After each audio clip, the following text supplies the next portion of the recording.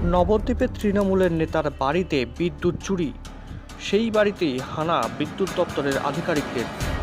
বিদ্যুৎ চুরির অভিযোগে এফআইআর দায়ের নবদ্বীপের তৃণমূলের অঞ্চলের যুব নেতার দাদার বিরুদ্ধে। নবদ্বীপের স্বরূপগঞ্জে সুব্রত দেবনাথ নামে তৃণমূলের যুবর সভাপতির দাদা সমীর দেবনাথের বিরুদ্ধে অভিযোগ বিদ্যুৎ চুরি করে ব্যবহারের। অভিযোগ, দীর্ঘদিন ধরে এই যুব নেতার দাদার বিরুদ্ধে অভিযোগ উঠেছিল বাড়িতে বিদ্যুৎ চুরি করে ব্যবহারের। এরপর গত কয়েকদিন আগে ওই বাড়িতে হানা দেয় বিদ্যুৎ দপ্তরের সর্বোচ্চ আধিকারিকরা।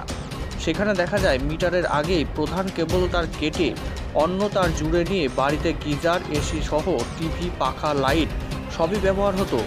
এছাড়াও ওই লাইনটি দিয়ে পাশের অন্য একটি বাড়ির টোটো চার্জ থেকে শুরু করে বাড়ির পাখা, টিভি সবই চালানো হতো। এরপর বিদ্যুৎ দপ্তরের আধিকারিক সেই বাড়িতে থেকে কেবল তার সহ কয়েকটি জিনিস উদ্ধার করে এবং ওই বাড়ির বৈদ্যুতিক কানেকশন কেটে দিয়ে যায়। যদিও এরপর বিদ্যুৎ দপ্তরের আধিকারিকরা সেই সিজার লিস্ট ওই সমীর দেবনাথকে দিলে তা নিতে এবং সই করতে রাজি হয়নি তিনি। এরপর সেই বিদ্যুৎ দপ্তর থেকে নবদ্বীপ থানায় বিদ্যুৎ চুরির 2টি ধারায় মামলা দায়ের করেন। সূত্রের খবর, এছাড়াও ওই পরিবারকে প্রায় 2.5 লক্ষ টাকার জরিমানা করা হয় বিদ্যুৎ দপ্তর থেকে। ওই এলাকার বাসিন্দা এবং সিপিআইএম নেতা রাজু সরকার জানান, ওই তৃণমূল নেতার নামে ওই বিদ্যুৎ চুরি ছাড়াও আরও অনেক অভিযোগ আছে। এই ঘটনায় কটাক্ষ করতে ছাড়েনি বিজেপিও। মাসের 30 তারিখ নাগাদ ডিএম এসেছিলো, ইলেকট্রিক ডিপার্টমেন্টের ডিএম এসেছিলো, এসে যেরকম ঠাকুরদাদার নামে খোঁজ করছে যে এরকম বাড়ি। তারপর আমরা শুনতে পারলাম যে ও বাড়ি থেকে বুকিং করে ওর পাশের বাড়িতে লাইন দেওয়া, ওর বাড়িতে টোটো চার্জ দেওয়া, বাড়িতে হিটার টিটার সমস্ত চালাচ্ছে। এটা দীর্ঘদিন ধরে চুরি করছে এবং ওর নামে আরও আমাদের কাছে কিছু অভিযোগ এসছে। ইলেকট্রিক অফিস থেকেও আমাদের কাছে যেটুকু খবর আছে 3,16,000 টাকা ফাইন করেছে। তারপর 20% ছাড় দিয়ে 2,52,000 টাকা তাকে দিতে হবে এবং সেই সময় সে অফিসে নানানভাবে ফোনে হুমকি হোক, এসএসকে যে আমি দেবো না, কি করতে পারেন, এমন অনেক তৃণমূলের এখানকার স্থানীয় নেতারা ফোন টোনও করেছে। কিন্তু যেহেতু ইলেকট্রিক ডিপার্টমেন্টের ডিএম এসেছিল, সেটা কোনো কার্যকরী হয়নি। 2,52,000 টাকা তাকে ফাইন এবং এটা আমাদের কাছে সর্বশেষ খবর 3টে কিস্তি হয়েছে। সেই 3টে কিস্তিতে একটা কিস্তি দেওয়া হয়েছে এবং এটা নিয়ে ডিএম থানা একটা এফআইআরও করেছে।